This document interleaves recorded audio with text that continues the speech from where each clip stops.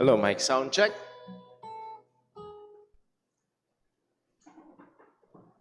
Ilang mo.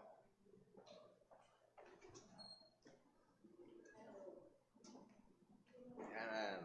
Magandang umaga po sa bawat isa sa atin. Happy Lord's Day. This is week number 1 ng Lord's Day number 1 ng taong 2024. Purihin ang pangalan ng Panginoon. Sa unang araw o sa unang linggo ng taon, we are here at church at nawa loobin ng Diyos sa last Sunday or 52nd, minsan last year may 53rd Sunday ay tayo ay magkasama-sama pa rin sa pagsamba sa Panginoon. Purihin ang Diyos, medyo bumabalik-balik ang lamig, medyo masarap-sarap ang tulog, pero napakaganda ng sikat ng araw.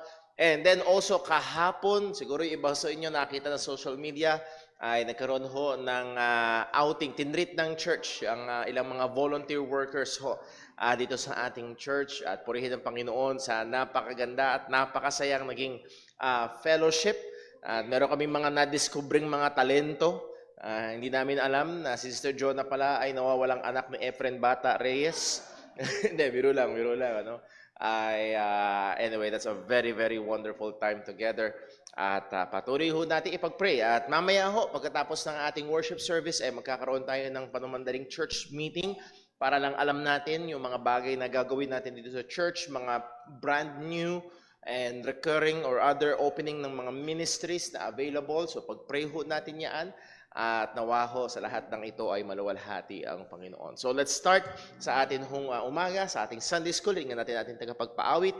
Napakagandang simula ng taon sa pag-awit ng pag-ibig ng Panginoon. Let's all stand up, please.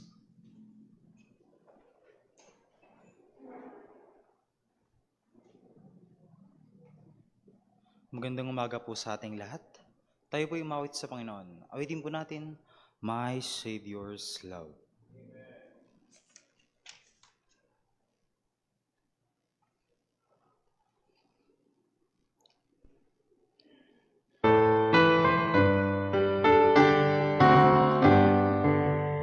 I stand amazed in the presence of Jesus the Nazarene, and wonder how he could love me, a sinner condemned unclean. Oh, how marvelous, oh, how wonderful, and my song shall ever be. Oh, how marvelous, oh, how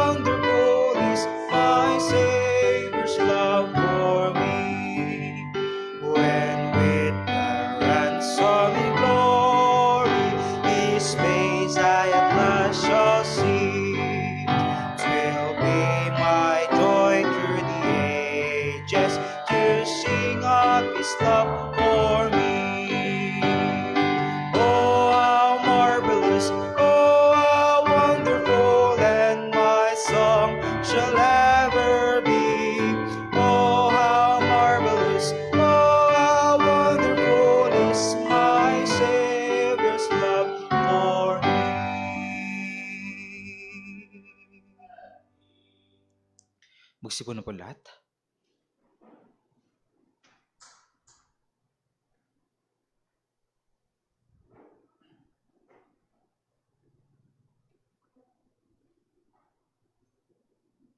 Magandang umaga po sa ating lahat.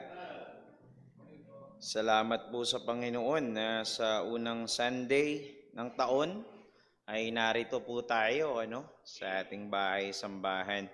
Blessing po ng Panginoon. I hope ay kumpleto po yung ating mga daliri. Pagtapos natin mag-diwang ng New Year.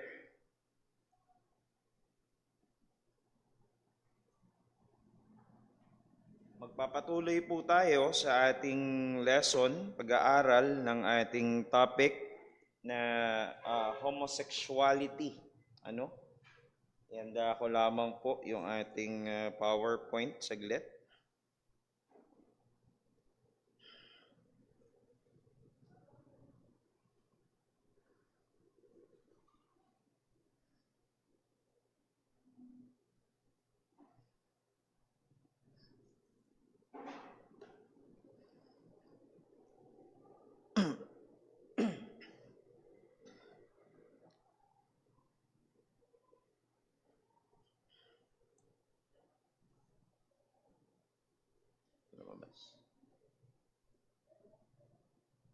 Ayun.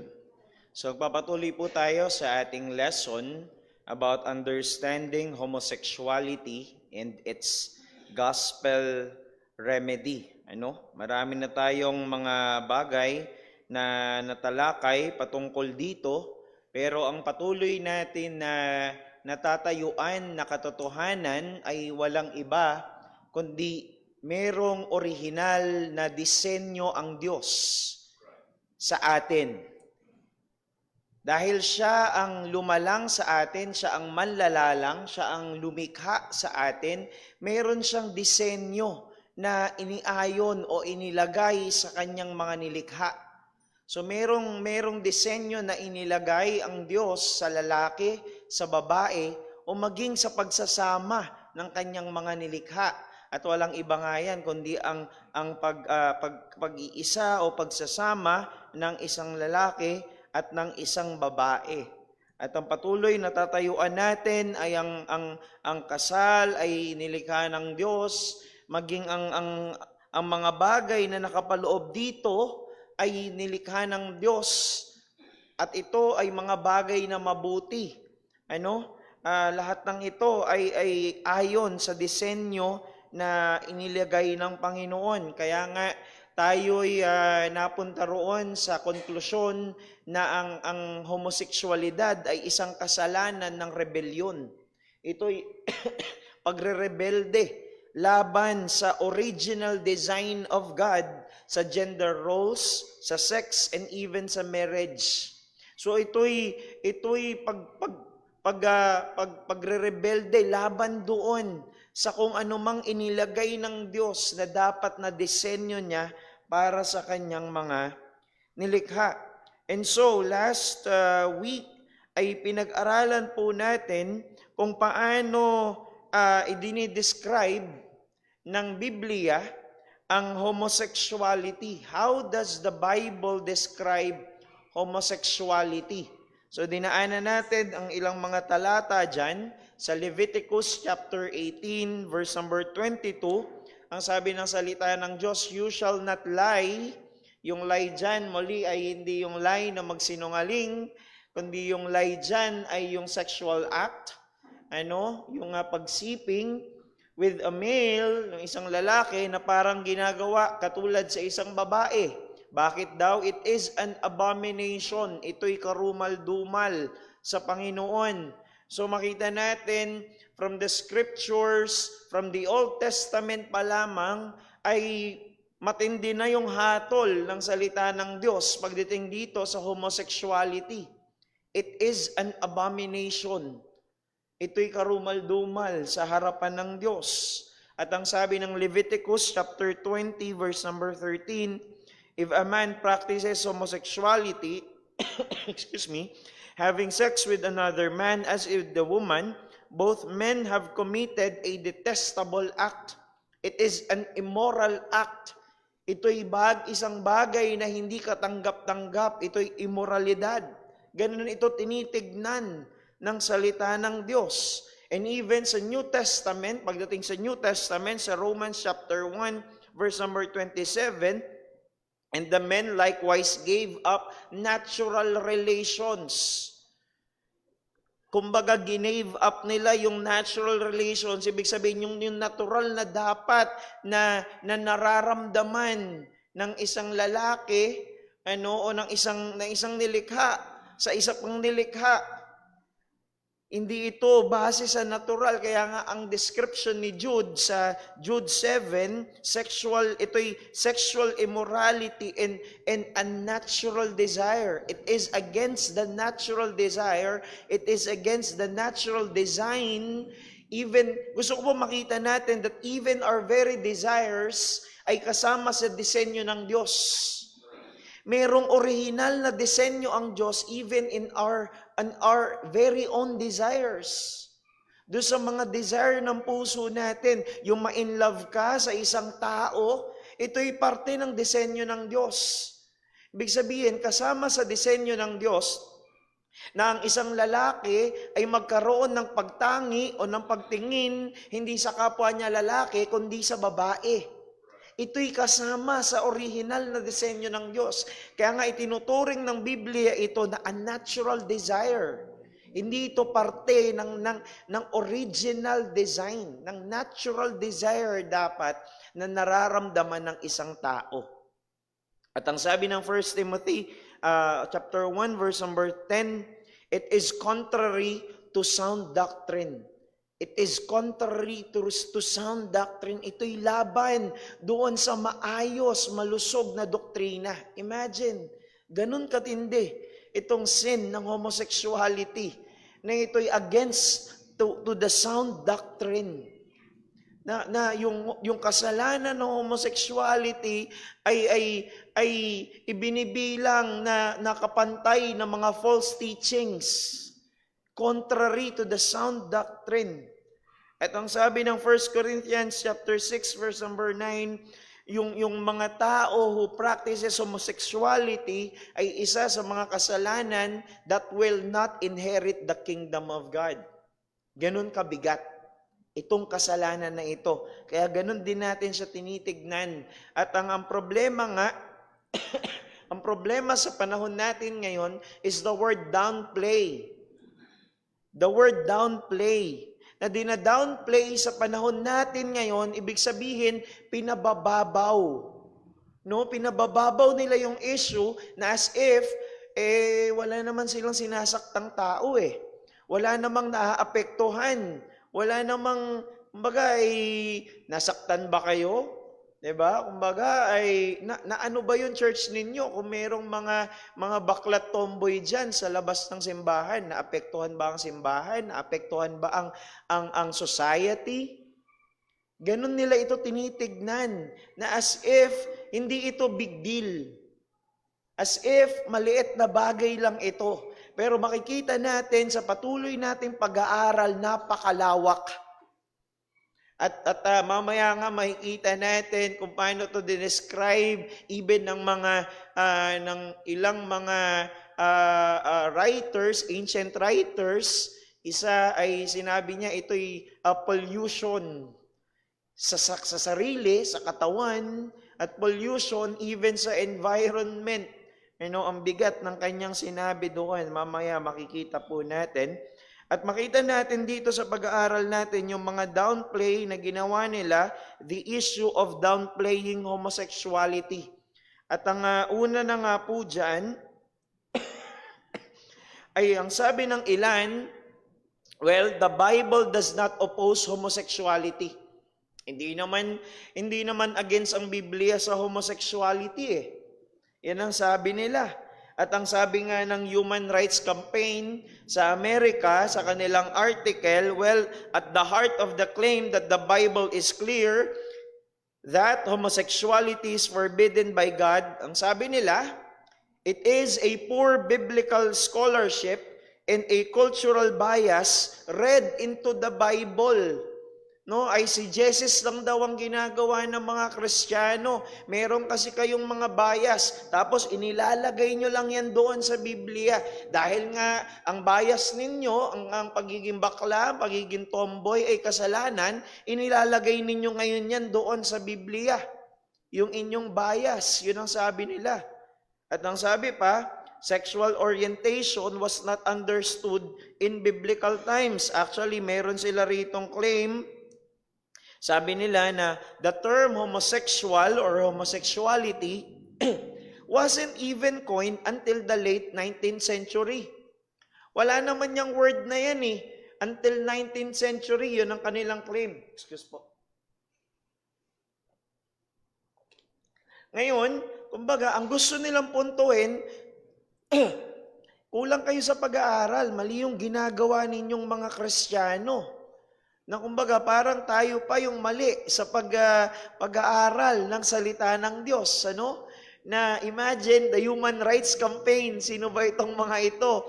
For them to tell us na mali tayo sa ating pag-aaral, for them to tell us na mali tayo sa ating itinuturo o sa ating pag-interpreta ng salita ng Diyos.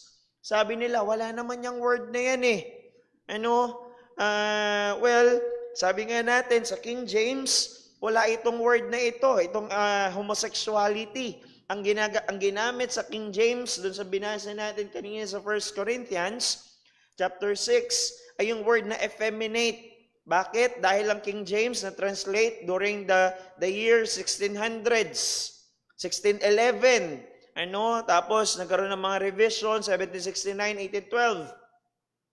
Wala pa. 1900s sabi nila mga 1940s, 1950s, pataas pa, na-imbento yung word na homosexuality. Well, it could be possible na nun nga lang na imbento ni Carolee Maria Benkert yung word na homosexuality during the 19th century, na isang psychologist. But then makita natin, hindi ibig sabihin na porket wala pa yung word, yung term, ay hindi na nangyayari yung isang bagay. Hindi porket wala pang term na homosexuality, ay hindi pa nangyayari yung kasalanan na yun o yung bagay na yun. Hindi ganoon natin dapat tignan itong issue na to. Actually, tingin ko ito ang pinakamababaw nila na ibinabato dito sa issue ng homosexuality. Napakababaw na kanilang sabihin, wala pa naman yung salita na yan eh. Mababaw lamang yun, yung binabato nila na yun. Dahil hindi pa naiimbento yung salita, ay wala pa nun. Alright? At ang pangalawa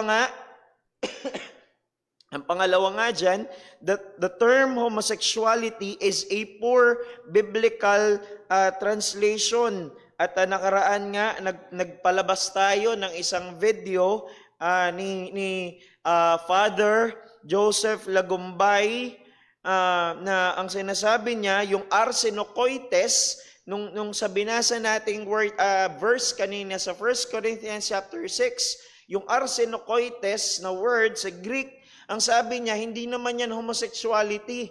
Yan ay pedophilia ang tinutukoy. Kasalanan ng pedophilia. Kung familiar po kayo sa term, yung pedophilia, ibig sabihin yung isang mature adult ay ang kanyang inclination, orientation ay doon sa bata. Sa bata siya nagkakagusto, hindi sa kanyang kalapit ng edad.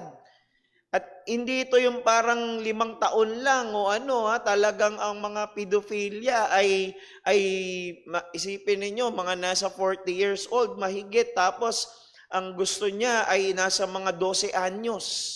Ganon katindi yung pedophilia kung tawagin. Pero nakita natin from the Greek word arsenokoites, galing ito'y compound word. When we say compound word, ito'y binubuo ng 2 o higit pa ng mga salita na pinagsama. Pinagsama para maging isang salita. at magkakaroon ng panibagong meaning. Yung arsen, which means man, and then yung koites or koitai or koitas, ay ang meaning naman ay bed.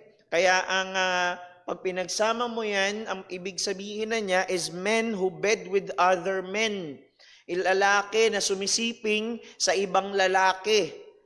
Sa kapwa niya lalaki. Kaya nga sa NIV na translate na around 1800s na ito, I believe, ang kanilang ginamit dun sa 1 Corinthians 6 ay men who have sex with men. Hindi na yung effeminate na ginamit ng King James. And actually sa ESV na na-translate nung 2001 ay ginamit na yung word na homosexuality. Lumabas na yung word.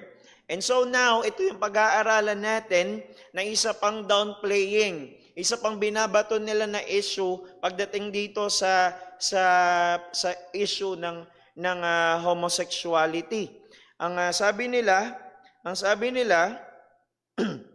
the sin of Sodom and Gomorrah is not about homosexuality. Yun daw kasalanan, familiar po tayong lahat sa kwento, maaari, o kung hindi man, dadaanan natin sa mamaya. Sabi nila, yung Sodom and Gomorrah, hindi naman yan tungkol sa homosexuality. Hindi naman tungkol sa kabaklaan ng kanilang kasalanan. At nakakita nga tayo ng post na pinakita ko sa inyo last time, at ito yung nilalaman ng kanyang post. Sabi niya, as within the story of Sodom and Gomorrah, there wala raw any mentions of any of the sins of the LGBTQ community. Wala raw na nabanggit in particular sa kasalanan ng kabaklaan doon sa Sodom and Gomorrah. At sabi niya, rather, it was about the arrogance and the lack of hospitality. Yun daw arrogance, yung pride and lack of hospitality that both the cities of Sodom and Gomorrah has portrayed. At nagbigay pa siya ng talata sa Ezekiel chapter 16 verses 49 to 50. May binato pa siyang talata. At sabi niya, ganun din daw sa ilang mga verses. Sa Jeremiah 23:14, adultery and dishonesty. Sa Isaiah 1:9 to 10, lack of charitability. But strangely enough, nothing yan, I believe, nothing about gay men or lesbian women or trans people. Wala raw. So ang ibig niya sabihin, ang underlying message na ibig niya sabihin, hindi kasi kayo nag-aral ng maigi Kayong mga Kristiyano, kayong mga nasa simbahan, kayong mga nagpapakilalang mananampalataya, hindi nyo kasi yan ginugil ng maayos. Kulang kayo sa pag-aaral. Wala yan, hindi yan nabanggit. Now, pupuntahan po natin.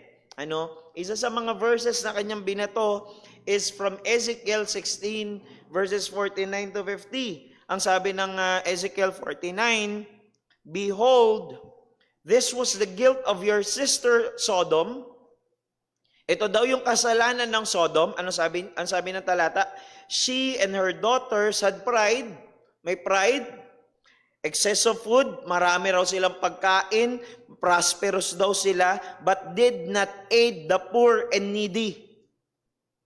Mukhang tama nga ata Ang kasalanan daw ng Sodom ay pride.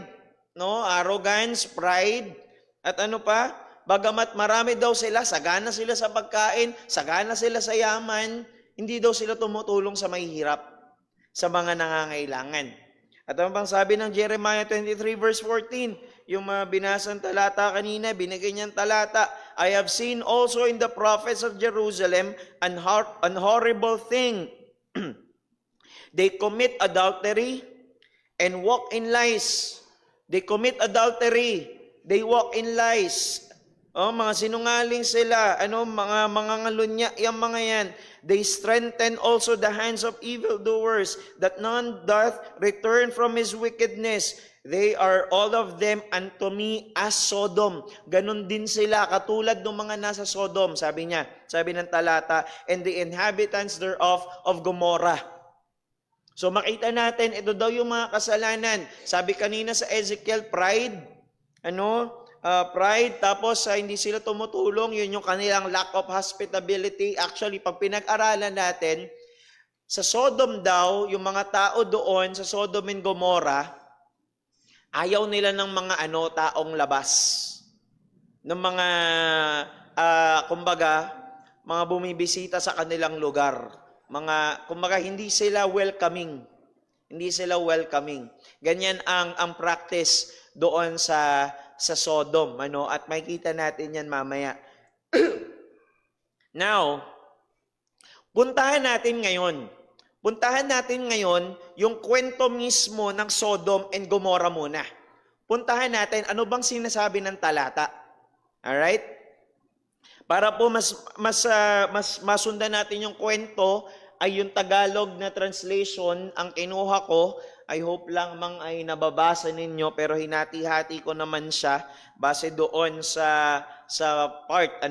Now, yung Sodom and Gomorrah nandun pa sa chapter 19. Pero aatras muna tayo saglit sa verse number 13 para makita natin yung kabuuan ng kwento paano tayo nakarating doon sa Sodom and Gomorrah. Alright? Sabi sa chapter 13, tumanaw si Lot sa paligid at nakita niya na ang kapatagan ng Jordan hanggang sa Zoar ay sagana sa tubig. Ganito kasi nangyari. Si Lot at saka si Abram, na magiging si Abraham in the future, ay mayaman sila Mayaman silang pamilya. Ngayon, marami silang mga kumbaga ay ang tawag diyan, mga baka nila, mga tupa, may mga ganun sila, Marami sila noon. Ngayon, ang naging problema, yung kanilang mga nagpapastol doon sa mga bakahan nila, sa mga tupa nila, ay nag-away-away. Maaari kasi sa sobrang dami nila ng mga tupa, mga baka, nagkakaagawan na ng lugar. Nag-away. Kaya ang ginawa nila, sabi ni Abram, huwag tayong mag-away. Huwag nating gawing kumbaga maging dahilan na magkaroon tayo ng alitan. Kasi magtito. Ang tama po, magtito. Anak si Lot ng kapatid ni Abraham. So pamangkin niya si Lot. Sabi ni Abraham kay Lot, wag nating pag-awayan yan. Ang gawin natin ganito, maghiwalay tayo ng daan. Pumili ka sa mo gustong pumunta. Pag pumunta ka sa kanan, pupunta ako sa kaliwa. Pag pumunta ka sa kaliwa, pupunta ako sa kanan. Ganon ang ginawa ni Abraham. Yun ang sabi niya kay Lot. Now, si Lot, sabi niya sa talata, tumanaw daw si Lot sa malayo. Tinignan niya ngayon. Kasi siya pinapili ni Abraham sa mo gustong pumunta. Tumingin si Lot. Nakita niya ang kapatagan ng Jordan hanggang sa Zoar. Sagana daw ng tubig. Katulad ng lugar ng Eden at ng lupain ng Ehipto. Nangyari ito nung hindi pa nililipol ng Panginoon ng Sodom at Gomorrah. Sabi ng verse 11, kaya nakita niya yung kapatagan doon ng Jordan. Kaya sabi diyan, pinili ni Lot ang buong kapatagan ng Jordan sa silangan. Sa ganoong paraan, naghiwalay sila ni Abraham. So si Lot nagpunta ng silangan, ibig sabihin sa kabila nun, nagpunta si Abraham sa kanluran. Si Abraham ay nagpaiwan si Kanaan hanggang pamang si Lot naman ay naroon sa lungsod ng kapatagan. Nagtayo si Lot ng mga tolda malapit sa Sodom. Wala pa siya nito sa Sodom. Magkakaroon pa kasi yan ng war sa susunod na chapter, sa chapter 14. Madadamay sila sa labanan ng mga hari. Sa Genesis, at tingnan ninyo, pagdating ng verse number 13, sabi doon sa verse 12, di ba? Nagtayo si Lot ng tolda malapit sa Sodom. Pagdating ng verse number 13, ang mga tao sa Sodom ay talamak ng makasalanan. Labis ang pagkakasala nila laban sa Panginoon. From chapter 13 pa lang, ay meron ng description ang salita ng Diyos. Meron ka ng teaser Anong meron doon? Meron ka ng trailer. Anong meron doon sa Sodom and Gomorrah? Ang sabi ng Panginoon, talamak ang kasalanan doon sa Sodom and Gomorrah. No? Labis ang tindi ng pagkakasala ng mga tao doon sa Sodom and Gomorrah laban sa Panginoon. Pagdating ng chapter 18, tatalo na tayo kasi marami pa nga mangyayari. Pagdating ng chapter 18, pagkatapos sinabi ng Panginoon kay Abraham, maraming tao ang dumadaing doon sa Sodom and Gomorrah dahil sobrang sama na ng lugar na iyon. Yung pagkakagamit po dyan na maraming tao yung dumadaing, ang ibig sabihin daw nito ay may mga taong nagiging biktima nila ng kasalanan nilang ginagawa. May mga taong dumadaing doon sa Sodom at Gomorrah. Dahil sa sobrang sama ng lugar na iyon. Kaya pupunta ako roon, sabi ng Panginoon, para malaman ko kung totoo o hindi ang mga daing ng mga tao. Now, ang sabi ng verse number 23, lumapit si Abraham sa Panginoon at nagtanong. Ito, magbabargain dito si Abraham. Magbabargain si Abraham sa Panginoon. Kasi ang nais ng Panginoon, dahil nga sobrang sama ng Sodom and Gomorrah, grabe yung kasalanan nila. At mayroon pa silang mga binibiktima nila sa kanilang kasalanan. Ganun katindi. Sabi ng Panginoon, lilipulin ko yan. Now, nag-appeal si Abraham sa attribute, sa katangian ng Diyos. Sabi ng Panginoon, sabi ni Abraham, Panginoon, lilipulin niyo ba ang mga tuwid kasama ng mga makasalanan? Tingnan niyo yung tanong ni Abraham, Panginoon, lilipulin niyo ba yung mga taong walang kasalanan, yung mga inosente, kasama ng mga makasalanan?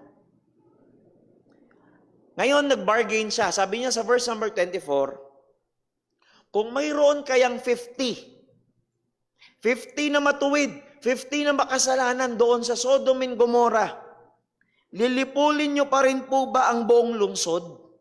Hindi niyo po ba kahabagan ang lungsod dahil sa 50 na taong matuwid?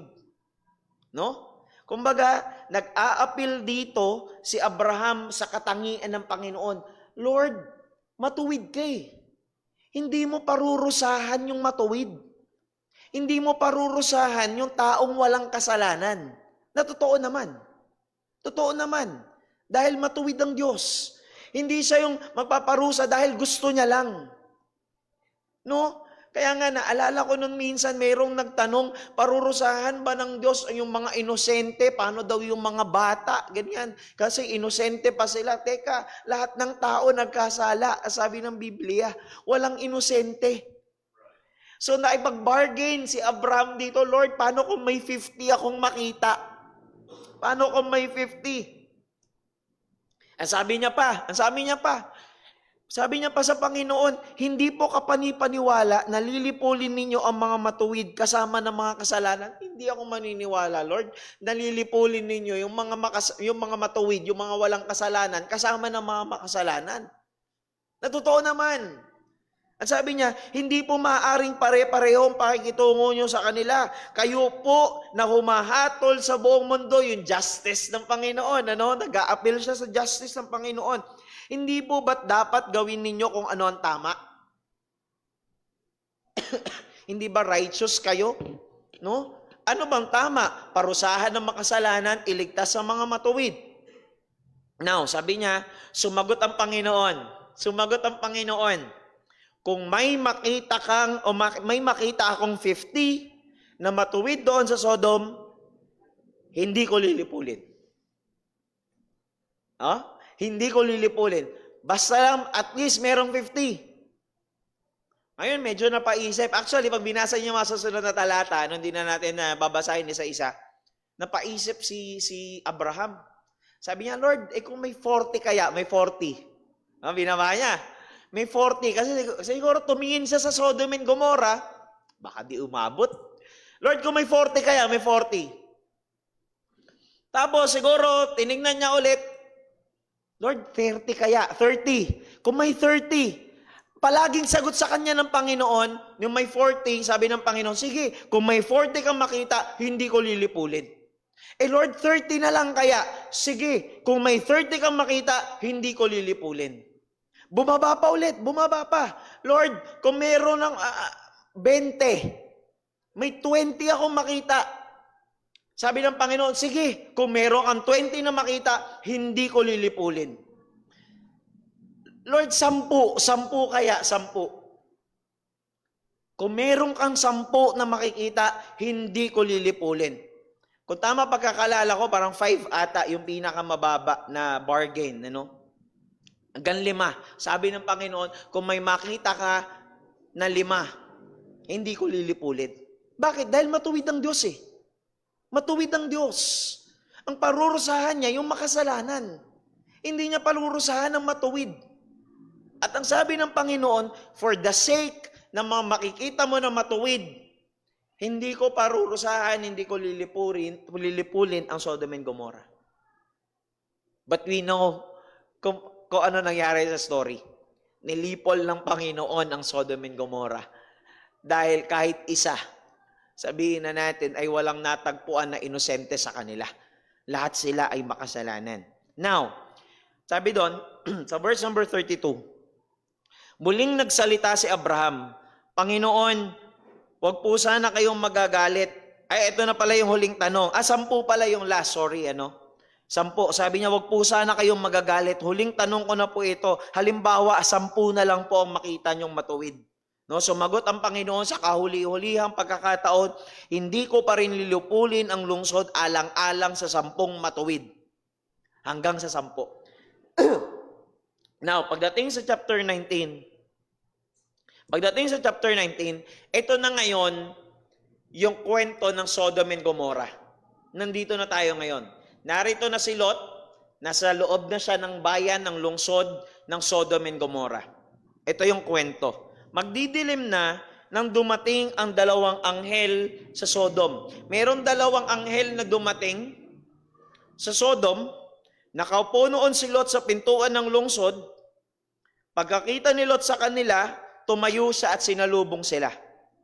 No, sinalubong niya yung 2. At ginawa ni Lot, pinakain niya pa sila, pinakain niya yung 2 anghel, tapos sabi niya, dito na muna kayo magstay. Dito na muna kayo matulog.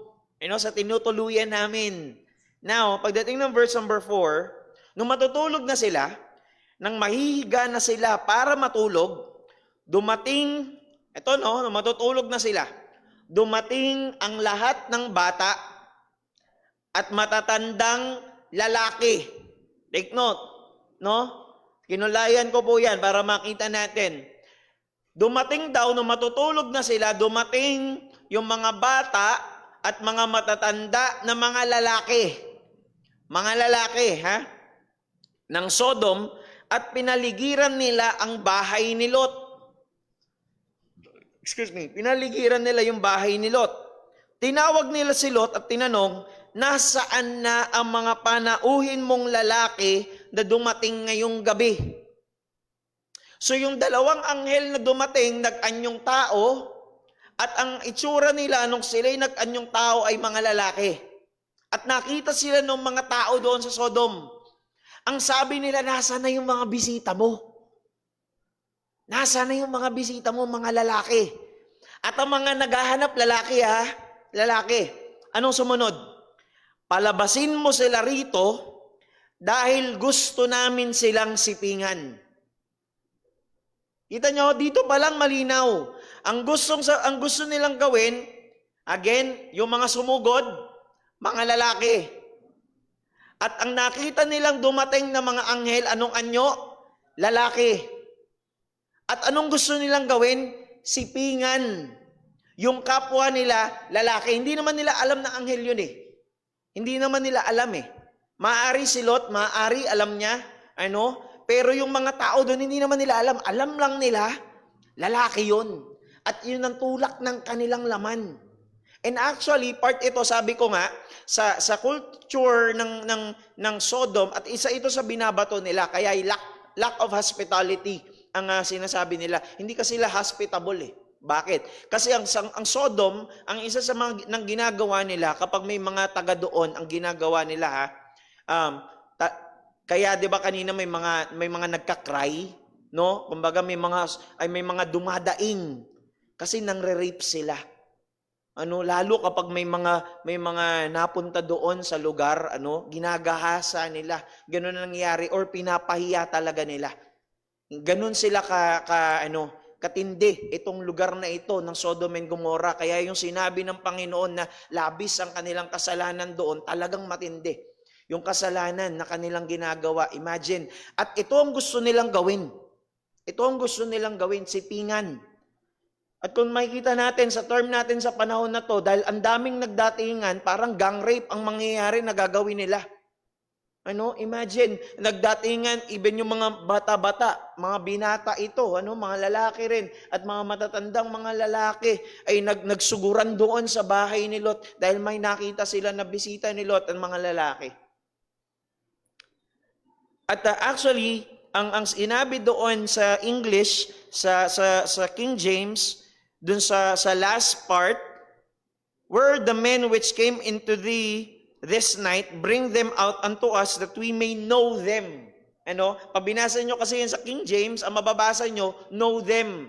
Baka ang pagkakaunawa natin, gusto lang nilang makilala. Gusto lang naman namin sila makilala Hindi po ganoon. Ang pagkakagamit dyan sa Hebrew, nilagyan ko ng note sa baba, yung Hebrew word na to know, ang gamit dyan ay yada, is often used as a euphemism for sexual intercourse. When we say euphemism, ibig sabihin pinapababaw. Sa Biblia, pag mababasa natin, meron doon yung word na sleep. Yung mga Christians daw ay natutulog lang. Pero ibig sabihin doon, patay na sila. Pinapababaw yung word. Halimbawa na lamang ay minsan sa Tagalog gumagamit tayo, nalagutan ng hininga. Ibig sabihin natin dyan, namatay na. Kasi para hindi masyadong masakit pakinggan, hindi kaya ay binawian ng buhay, gumagamit ka ng medyo mas mababaw na pananalita para hindi siya masyadong mabigat. At ganun tong pagkaagamit dito ng word na know. Ito ay euphemism. At yung Hebrew word nga dyan ay yada, which is a sexual intercourse. Now, anong sumunod na nangyari? Makita natin yung mga taong nagsuguran, nakita nila yung bisita ni Lot, mayroong mga lalaki sa bisita, gusto naming sipingan. Nasaan na yung mga bisita mo? Sabi ng verse number 6, lumabas si Lot ng bahay para harapin sila. Nang lumabas siya, isinara niya agad ang pintuan, sinabi niya sa kanila, mga kaibigan, nakikiusap ako sa inyo, huwag niyong gagawin ang iniisip ninyong masama. Kung gusto ninyo, may 2 akong anak na dalaga. Ibibigay ko sila sa inyo at bahala na kayo kung anong gusto ninyong gawin sa kanila. Makita natin, ito kasi may kinalaman sa kultura nila. Sa kultura nila, ganun katindi yung kultura ng mga Hudyo when it comes sa hospitability. Pagiging hospitable, na di bali nang masaktan yung pamilya nila o sila, wag lang yung bisita nila na nakapasok na ng kanilang sa loob ng kanilang bahay. Ganon nila yung pinoprotektahan. Pero hindi natin sinasabi na tama yung ginawa ni Lot. Okay? Mali pa rin ito na ginawa niya. Pero sinasabi lang natin kung bakit niya nagawa ay dahil partiyan ng kanilang kultura noon. Na makikita natin eventually sa kautusan ng Diyos, inayos ng Panginoon ito sa mga kautusan kung paano lang itatrato ang kanilang pamilya. Now, ang sabi dyan ni Lot, mapapansin niyo, ang ginawa ni Lot pansinin niyo po, meron akong mga anak na dalaga, babae, sila na lang. Gawin niyo kung anong gusto niyo sa kanila, sila na lang. Huwag niyong galawin yung mga bisita ko. Yun ang sinasabi ni Lot. Ano sabi niya? Ano sabi nila? Verse number 9. Pero sinabi ng mga tao, dayuhan ka lang dito. No? Kaya sino ka para makialam sa amin? Hindi ka taga rito. No? Hindi ka taga Guyong. Hindi ka taga rito. Dayo ka lang. No? Parang yung away ng mga Mga gang war, no? Hindi ka taga rito. Umalis ka riyan. Baka masigit pa ang magawa namin sa iyo kaysa sa kanila. Binalaan pa nila si Lot. Pagkatapos, tinulak nila si Lot, lalapit sana sila sa pintuan para gibain ito. Pero binuksan ito ng dalawang anghel na nasa loob at tinatak nila si Lot papasok at isinara ang pintuan. Pagkatapos, binulag nila ang mga tao na nasa labas para hindi nila makita ang pintuan. Ano napansin natin? Nag-offer na ng babae. Kung talagang wala yung issue ng homosexuality rito, sa Sodom and Gomorrah, ang inoffer ni Lot, mga anak niyang babae. Abay, kung tutuusin, baka pumayag na. 'Di ba? Pero ayaw nila, nagalit pa sila kay Lot eh. Hindi ka taga rito, baka masaktan ka pa namin, baka mas matindi pa gawin namin sa'yo. 'Di ba? Binalaan pa nila si Lot. Bakit? Dahil ang gusto talaga nila, yung lalaki. Yung mga lalaking bisita ni Lot. So makita natin, kung uunawain natin yung story talaga, from the story itself ng Sodom and Gomorrah, ang lumalabas dito na issue ay ang issue ng homosexuality. Napakalinaw. Lalaki yung anghel, lalaki yung nagdatingan, lalaki yung gusto nila, nag-offer si Lot ng dalawang babae. Actually, pag inunawa nyo yan, lalo dun sa English version, ang gusto niya sabihin, mga birhen ito. Mga dalaga ito. Sila na lang. Pero hindi eh. Ayaw nila. Ayaw nila. Ang gusto nila, yung mga kasama, sinugod pa nila eh. Sinugod pa nila yung bahay. Gusto nilang pasukin talaga yung bahay ni Lot. Kaya ang ginawa ng mga anghel, sinarado yung pintuan, binulag sila para wala silang makita. So, makita natin napakalinaw. Now, the question is, what about other Bible verses that says the sin of Sodom and Gomorrah is not about homosexuality? Paano naman yun, Brother Daryl? Katulad yung mga Bible verses na binasa natin kanina. Paano natin ngayon maibabangga dito sa kwento ng Sodom and Gomorrah? Balikan po natin, ano sabi doon kanina? Excuse me. Ang sin daw, sabi dyan, behold, this was the guilt of your sister Sodom. She and her daughters had pride. Ma-pride daw sila, arrogante. Bakit? Dahil mayaman daw sila sa pagkain, sagana sila. Actually, kaya nga ayaw din nila ng mga bisita, ng mga dayuhan doon sa lugar nila. Kasi sabi nila, yung Sodom and Gomorrah, kumbaga, ay self-sustaining. No? Self-sufficient. Ibig sabihin, kaya nila, hindi nila kailangan lumabas. Kaya nila roon na kami lang dito, mabubuhay kami. Meron silang mga resources doon sa loob. No? Ganun sila. No? Excess of food. Sagana sila sa pagkain. Sagana sila sa malaming mga bagay. Kaya meron silang ganung ang kinayabang na pride. But did not aid the poor and needy. At hindi sila tumutulong sa mga mahihirap. Kaya ayaw nila may pumupunta doon, humihingi ng tulong.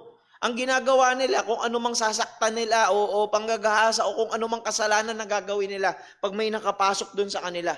Ganun sila hindi welcoming sa ibang tao. Gusto nila sila lang. Now, para makita rin natin yung mas malawak na view, ay tignan natin yung ibang mga talata na nakapaloob dyan. From verse number 47, tignan natin, sabi dyan, not only did you walk in their ways and do according to their abominations. Take note, abominations, plural. Abominations, mga karumal-dumal na mga bagay, marami, plural. Plurals po yan, ano?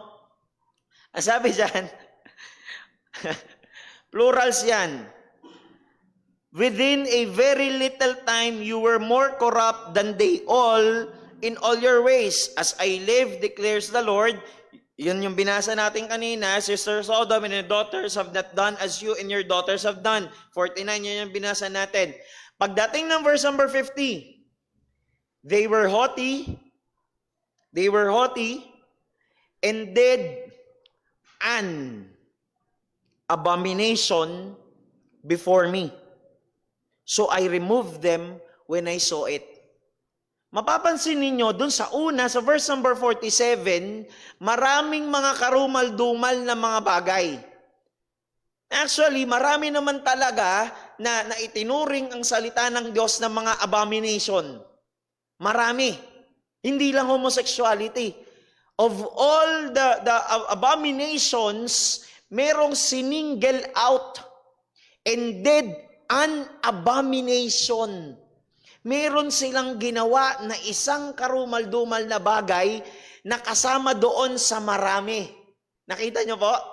No? Nakasama doon sa marami. Merong isang siningle out ang Panginoon bukod doon sa pride, bukod doon sa hindi nila pagtulong sa mga mahihirap, bukod doon sa hindi sila welcoming. Ang sabi ng salita ng Diyos, of all the abominations na dineclare ng salita ng Diyos, meron silang ginawa na isang abomination, karumal-dumal sa Panginoon. So I removed them when I saw it. At yung Hebrew word dyan na toeba, ang ibig sabihin niyan, yung translation niyan is the word detestable or abomination, which refers to something that is morally disgusting. Morally disgusting. Nakakadiri morally. And take note, it is the very same word, parehas ng salita, na ginamit sa Leviticus 18 verse number 22 where homosexuality is tagged or called as an abomination. Ano sabi doon sa Leviticus 18? You shall not lie with a male as with a woman. It is an abomination, toeba. The same Hebrew word na ginamit. So makita natin na of all the abominations, ang pinapatungkuyan dito ng salita ng Diyos, siningle out dito yung isang abomination which nakita natin from the very story ng Sodom and Gomorrah, walang iba yon kundi yung abomination na tinutukoy ng Leviticus 18 verse number 22, which is the sin of homosexuality. So malinaw. Malinaw na oo, meron silang sin ng pride, meron silang sin ng arrogance, meron silang sin ng hindi pagtulong sa mga mahihirap, very unwelcoming sila, pero hindi sinabi ng Biblia na merong o walang homosexuality sa Sodom and Gomorrah, dahil meron. No, nandoon from the very text pa lang. Sabi ko nga, ang ginagawa kasi nung iba, nag-Google lang eh. Actually, ito po ang challenge sa panahon natin ngayon. Napakadali na ng information. Alam nyo ba yung nag-post na yun ay isang atheist? Tapos nagko-quote ng may mga Bible verses pa na binibigay, pero atheist? Kasi napakadali na ng information sa panahon natin ngayon. Ang dali lang na i-google yung mga bagay-bagay, makikita mo na agad. Kaya ngayon challenge sa atin ngayong mga Kristiyano ay kung ganoon sila kasipag na mag-research, maghanap ng mga information na available naman din online, dapat mas lalo pa nating sipagan. Dapat, kasi available na ang knowledge, available ang information sa panahon natin. Kaya dapat, kung gaano silang kasidhi sa kanilang paglaban sa itinuturo ng Biblia, ay dapat mas masidhi pa. Lalo tayong mga mananampalataya sa ating tinitindigan na katotohanan ng salita ng Diyos. And remember, sabi ng Jude chapter 1, ng Jude 7, sexual immorality, yung kasalanan doon sa Sodom and Gomorrah, and they pursued a natural desire. And so again, ang mga kasalanan ng Sodom and Gomorrah, pride, they did not aid the poor and needy. O, buntahan pa natin yung binigay na verse kanina, Jeremiah 23 verse 14. They commit adultery, they walk in lies, sila'y nangangalunya doon, sila'y nagsisinungaling. Dagdagan pa natin, kasi hindi natin ini-invalidate itong mga bagay na ito, itong mga kasalanan na ito na ginagawa sa Sodom and Gomorrah. Hindi natin ini-invalidate na wala yung mga kasalanan na yan. Yun ang problema. Ang sinasabi nila, yan lang ang kasalanan. No. Dagdag pa natin, mga bitter daw yung mga yung mga nasa Sodom and Gomorrah, bitter sila. They're bitter people. Kaya nga, while it is true that homosexuality was not the only sin of Sodom and Gomorrah, it does appear to be the primary reason for the destruction of those cities. Makita natin sa ilang mga talata, makita natin ang dami palang kasalanan ng Sodom and Gomorrah. Hindi lang pala homosexuality, nandun ang pride, nandun ang hindi nila pagtulong, nandun ang kasinungalingan, nandun ang pangangalunya, nandun ang bitterness. Pero nakita natin sa Genesis, ang highlight ng Panginoon ay ang sin ng homosexuality. Kaya ngayon yung primary reason kung bakit sila pinarusahan ng Panginoon. Bagamat hindi lang yon. Hindi lang yun ang kasalanan, pero yun ang primary reason dahil yun ang hinighlight ng Panginoon. Sodom and Gomorrah were guilty of many other sins, but homosexuality was the principal reason God poured fiery sulfur on the cities, completely destroying them and all of their inhabitants. Yes, ang Sodom and Gomorrah is guilty, ng maraming mga kasalanan. Pero ang principal reason, ang main reason, ang number one reason kung bakit sila pinarusahan ng Panginoon is the sin of homosexuality. I hope kahit paano nakapag-take note po kayo, lalo doon sa mga verses and how to deal with them, dahil ilan ito sa mga madalas na maririnig ninyo na sinasabi nila walang homosexuality sa Sodom and Gomorrah. Well, ang sagot natin, meron. Meron. Dahil yon ang ipinakita ng salita ng Diyos. And actually, kahit po sa ilang mga writings outside the Bible, outside the Bible, kinikilala nila na ang Sodom and Gomorrah, ang sin ng Sodom and Gomorrah is homosexuality. Sabi ni Josephus, na isang Jewish historian, sabi niya, ang mga Sodomites daw, yun ang tawag sa mga taga-Sodom, they grew proud. Yumabang sila. Ano pa? Yung mga naka-red dyan. They are unjust toward men. Hindi maayos ang kanilang pakikitungo sa mga tao. They are impious toward God. Ibig sabihin, hindi nila ino-honor ang Diyos. Hindi nila nakikita yung mga biyaya ng Panginoon na meron sila. Di ba, sagana nga sila eh. Sagana sila sa pagkain, sagana sila sa resources, sagana sila sa yaman. They hated strangers. Ayaw nila sa strangers. They abused themselves. Take note. Yung sin ng homosexuality, the immoral sin, ang sabi niya dyan, they abuse themselves. Ito'y pag-aabuso sa sarili with sodomitical practices. Yung kasalanan ng kabaklaan ay pang-abuso sa sarili. Yun ang sabi ni Josephus. And actually, even sa mga books, well, meron tayong tinatawag na non-canonical books, na hindi nasama sa Biblia. Meron tinatawag na hindi siya kasama doon sa Apocrypha. Meron pang isang tawag, nakalimutan ko yung tawag, na the Testament of 12 tribes.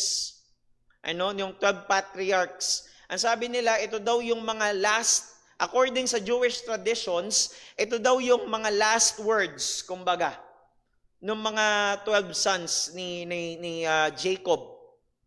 Tama, no? Ni Jacob, ni Israel, yung patriarchs. Isa dyan ay yung Testament of Naphtali. Yung Sodom daw, yung nakapula na lang dyan ang basahin natin for the sake of time, which departed from the order of nature. They departed from the order of nature. At nagbigay siya dyan na example, sabi niya, likewise, the watchers departed from nature's order. Yung watchers dyan ay yung mga, kung tawagin nila, ay ito yung mga nakipagsiping sa mga fallen angels ng Genesis chapter 6. Well, hindi na ito part ng Bible, ito ay part ng mga non-canonical books. Pero tinitignan natin ito as historical documents. Alright? As historical documents. So, they departed. Ibig sabihin, even sa labas ng Biblia, alam nila na ang kasalanan ng Sodom and Gomorrah ay homosexuality. Lantad ito. It is a well-known truth. Hindi ito isang bagay na ngayon lang, 19th century lang. O di kaya gawa-gawa lang ito ng mga churches? No. Noon pa man, yung mga tao noon, kasama na sa mga ancient writings, na sinusulat nila ang kasalanan ng Sodom and Gomorrah ay homosexuality. At ano pa, yung Testament of Benjamin, from Benjamin naman, ito daw yung huling mga salita ni Benjamin, chapter 9 verse 1, sexually promiscuous, like the promiscuity of Sodomites. Ibig sabihin, ito yung adultery na ginagawa nila. And actually, makita natin, maaari na even may asawang lalaki, what I mean is, maaari na meron na sa kanila mag-asawang lalaki at babae, pero sumisiping pa rin sila. Yung lalaki, asawang lalaki, maghahanap pa rin ng kapwa niya lalaki. Sexually promiscuous or promiscuity. And from Jubilees, ang sabi dyan, doon na lamang sa nakapula, ito yung sinasabi ko kanina, they were polluting themselves. They were polluting themselves. Pollution sa katawan, sa sarili, ang kasalanan ng homosexuality. And they were fornicating in their flesh. And they were causing pollution upon the earth, according to the pollution of Sodom. So again, hindi natin ito ay binibilang na kaparehas, kapantay ng Biblia, pero ang ibig ko sabihin, kaya ko isinama ito na maging yung mga nasa labas ng Biblia, alam nila na ang kasalanan ng Sodom and Gomorrah ay ang kabaklaan o homosexuality. It is a well-known truth. Hindi ito gawa-gawa lamang ng mga Kristiyano. Hindi ito gawa-gawa lamang ng mga simbahan, ng mga iglesia. Hindi ito gawa-gawa ng mga pastor o ng mga sinuman. Noon pa man, alam na nila. Ito ang kasalanan ng Sodom and Gomorrah. Ito ang kanilang kasalanan. With that, ay matatapos tayo doon. Sa part na yon, ito yung pag-aaralan natin next. Ang sabi naman daw ng iba, Jesus never condemned homosexuality. Hindi naman nagsalita ang Panginoong Kristo laban sa homosexuality. Kristiyano pa kayo, tapos si Kristo nga, hindi naman nagsalita Yan, ang isa sa mga binabato nila. So next time po, ito naman yung susunod nating pag-aaralan. But I hope ay naging malinaw sa atin yung ibinabato nila. Sinasabi nila na sa Sodom and Gomorrah ay wala namang dyan Hindi naman tungkol sa homosexuality yung sin na yan. Nakita natin from the Word of God, from the Scriptures, there is the sin of homosexuality na naroon sa Sodom and Gomorrah. With that, ay meron po ba tayong mga questions in particular sa ating topic?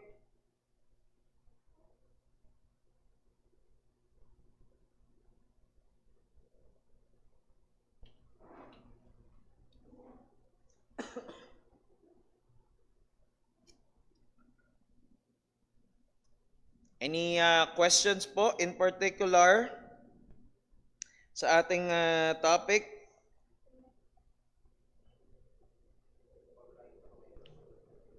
Sa online, meron po ba tayong questions?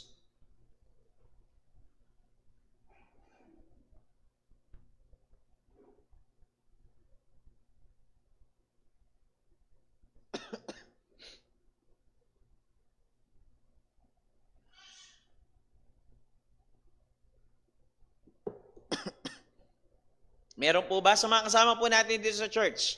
Anyone po who would like to ask a question in particular sa ating topic?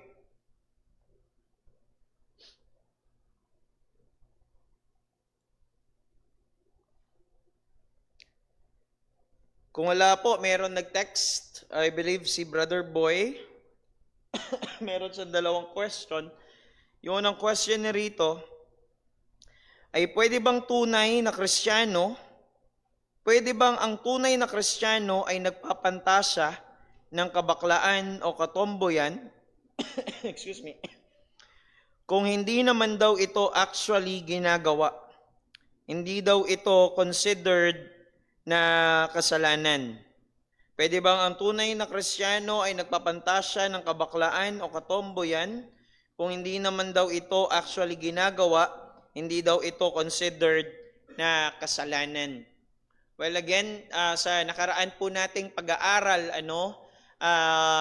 pagdating dito sa issue ng temptation and even ng sin, ay hindi naman po naroon lamang sa ginagawa, sa nakikita ng kamay o nakikita sa labas ang kasalanan. Nag-uugat na ito, nagsisimula na ito sa puso pa lamang, naroon na ito sa desire, sa pag-iisip, ibig sabihin, naroon na maaring nagumpisa o naglalaro yung mga bagay na ito.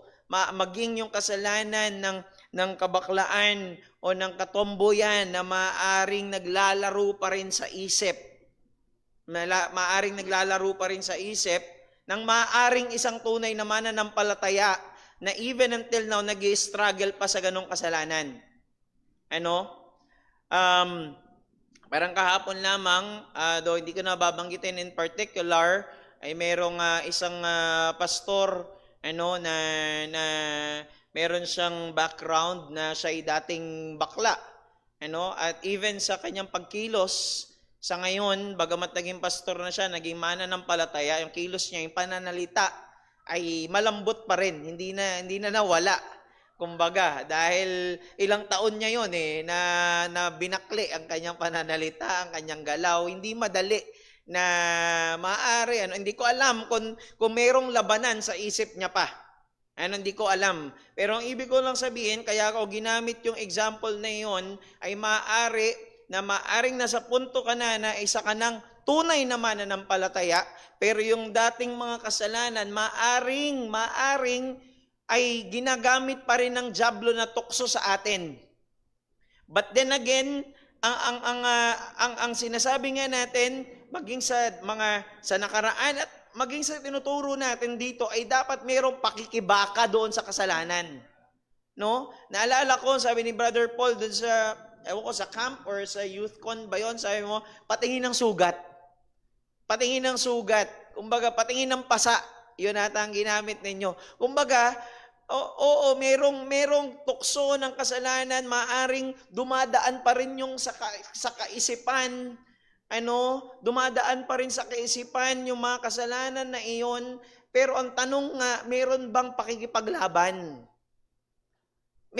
Nakikipaglaban ka ba doon? Nakikipagbuno ka ba doon sa kasalanan? Or pinahayaan mo lang yung pantasa na yun? Doon ngayon magkakaroon ng problema. Kapag hinayaan mo na yung pantasa, hinayaan mo na yung kasalanan na yun na maglaro sa iyong kaisipan. Maaring hindi pa ito nakikita sa gawa, pero naglalaro na ito, umiikot na ito sa isip mo, sa puso mo, naroon na yung kasalanan. Naroon na yung kasalanan. At yung pangalawang tanong dito, ni Brother Boy, kung kasalanan daw ang magsinungaling, ganoon din naman ang gumagawa ng kabaklaan na pangkaraniwan lang na nagagawa ng tunay na Kristiyano. Totoo naman po. Kaya pwede raw na tunay na ligtas ang gumagawa ng kabaklaan. Tama ba yun? Tingin ko po, ang magiging problema rito ay yung word na nga po, na gumagawa. Gumagawa ng kabaklaan. Ibig sabihin, meron na talagang behavior, homosexual behavior na nakikita na maaring kaya na ito lumabas. Kaya ito lumabas dahil walang labanan na nangyari. Maaring walang labanan, kaya na ito lumabas, gumagawa na ng kasalanan, ng kabaklaan. Again, ito pong sin na homosexuality ay hindi parang nasa taas. Kumbaga parang may level na mga kasalanan at siya yung nasa taas. Pare-parehas ito ng kasalanan. Maging yung ating kasinungalingan, hindi tayo naiiba. yung pagsisinungaling natin ay hindi naiiba sa kasalanan ng homosexuality. Parehas po ito na kasalanan at parehas nahahatulan ng Diyos. Maaring iba nga lang, ibang klase ng kasalanan, pero ito'y parehas nahahatulan ng Panginoon. Pero again, ang problema nga po rito ay kung, katulad nga na sinasabi ko kanina, ay dapat merong paikibaka. Merong labanan doon sa kasalanan. Hindi excuse na bagamat, lahat naman tayo nagkakasala eh. Totoo naman po yun. Lahat tayo nagkakasala. Pero we are responsible doon sa mga ginagawa natin. Sa iniisip natin, sa dinidesire ng puso natin, dapat tayo'y responsable doon sa mga bagay na yun. Ibig sabihin, hindi mo inaalis yung responsibility mo. Bagamat makasalanan ka, kaya ako nagkakasala. Hindi yun ganoon. We are responsible doon sa ginagawa nating kasalanan, whatever that is. Whatever that is. Maging kasinungalingan man yan, o anumang mga bagay na maaring kinauhulugan natin ng kasalanan, responsable tayo doon. Hindi mo pwedeng sabihin, kasi lalaki ako kasi ganito ako kasi ganito ako pinanganak kasi sa ganito ako lumaki Hindi maaaring ganoon. We are responsible doon sa ating mga kilos, sa mga iniisip natin, maging sa mga nilalaman ng puso natin, at anumang kasalanan. Next question po. Meron lang akong idadagdag sa pag kasi yung kasinungalingan na sinabi na natin tama, yun doon tayo mali na. Kasi yung homosexual, pagka sinabi nilang tama na yun, doon na nagkakamali. Hindi natin tinatanggap na kasalanan yun.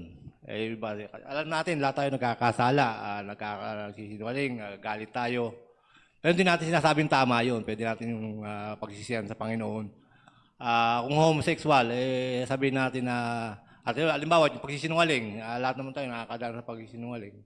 Pag sinabi natin na tama lang yun, hindi masama, parang iba na yun. Hindi tama yun.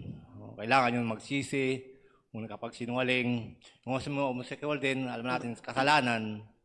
Pag nagpatuloy tayo dun at sinasabi na natin parang okay na yun, hindi po. Doon lang nagkakaroon ng problema. Kasalanan ay kasalanan, hindi pwedeng kasalanan ay hindi babaliwalain lang. Yun lang po. Thank you po. Ang sinasabi po ni Brother June ay maaring sa panahon natin ay tanggap na ang homosexuality. Na binibilang ito na okay lang.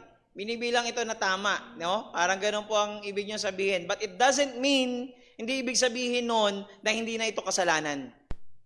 Bagamat itinuturing ang homosexuality sa henerasyon natin, sa panahon natin ngayon na okay lang yan. Hindi yan mali, walang mali dyan, hindi yan kasalanan, hindi nagbabago ang katotohanan na sinasabi ng Biblia that homosexuality is a sin. Ito'y kasalanan, hindi magbabago. Bagamat yun nga, katulad ng binigay niya example, yung kasinungalingan, halimbawa na lang, meron kasing tingin ko, gustong puntuhin doon, parang minsan kasi may mga bagay na white lies, na parang tingin ay okay lang. Pero ito pa rin ay kasalanan, binibilang pa rin ito na kasalanan. So bagamat maaring maganda sa paningin ng ilang mga tao, pero ang hatol ng Biblia, kung ang bagay na yan ang kasalanan, yan ay kasalanan. Absolute po ang katotohanan, absolute ang truth. Pag sinabi ng Biblia, ito'y kasalanan, yan ay kasalanan, tapos. Tapos. Hindi, yun ay malinaw. Meron pa po ba na nais sumabol? Tanong? O nais pang magdagdag doon sa ating lesson? Kung wala na po, ay manalangin na po tayo. Manalangin na po tayo. O Diyos naming dakila, aming Ama na makapangyarihan sa lahat, kami po'y nagpapasalamat at nagpupuri sa iyo, Panginoon, sa iyong kabutihan po, Panginoon, sa amin. We thank you, Lord, na bagamat may mga tao na pinipilit na labanan, pinipilit na i-twist ang scripture. Salamat Panginoon dahil binibigyan mo po kami ng kaliwanagan magmula sa iyong mga salita kung ano yung katotohanan. Salamat Panginoon sa iyong karunungan na ipinapahiram po sa amin sa iyong paggabay. Nawa patuloy mo kaming gabayan sa mga susunod pa namin pag-aaral dito sa topic na ito. Pangunahan mo kaming patuloy Panginoon at lalo tigit sa aming pagsamba mamaya. Nawa ang aming mga buhay ay aming mahihandog sa iyo na mga mabangong samyo sa iyong harapan. Purihin ka Panginoon, pagpalain mo po kami maging sa aming break time ay nawa makapagbigay kami ng kalwalatian sa iyo. Ito po ang aming samot dalangin sa matamis at makapangyarihang pangalan ng aming Panginoong Kristo. Amen at amen. Be back po ng